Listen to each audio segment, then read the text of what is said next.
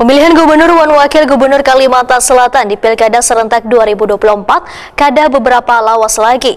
Relawan yang mendukung pasangan calon pun terus bermunculan. Salah satunya relawan calon gubernur Kalimantan Selatan Acil Odah atau Bini Paman Pirin. Acil Odah ini mendapatkan dukungan dari banyak relawan yang ada di Banua, di antaranya yang berada di kawasan Kecamatan Alu-Alu, Kabupaten Banjar. Pemilihan gubernur dan wakil gubernur Kalimantan Selatan di Pilkada serentak 2024 kada beberapa lawas lagi. Relawan yang mendukung pasangan calon pun terus bermunculan. Salah satunya relawan calon gubernur Kalimantan Selatan, Acil Odah atau Bini Paman Pirin.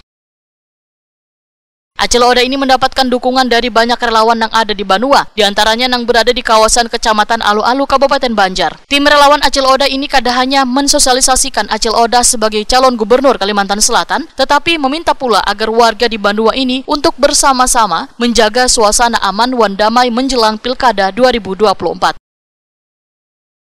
Himbauan ini disampaikan Ketua Relawan Acil Odah Kecamatan Alu-Alu, Kabupaten Banjar, Ismail, lawan Prima TV, jelang tengah hari Minggu 30 Juni 2024.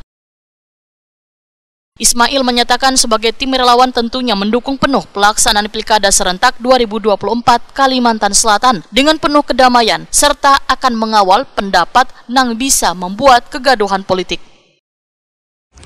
Assalamualaikum warahmatullahi wabarakatuh. Saya Ismail selaku koordinator relawan Acil Odah Kecamatan Alu-Alu.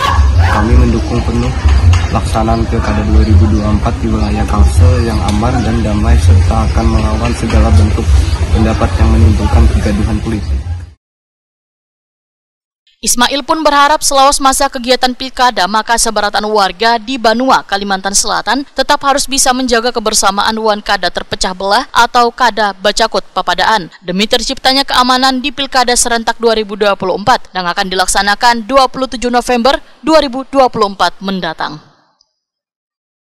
Kami relawan Acil Odah dari Kecamatan Alu-Alu mendukung Pilkada 2024 damai. Yes!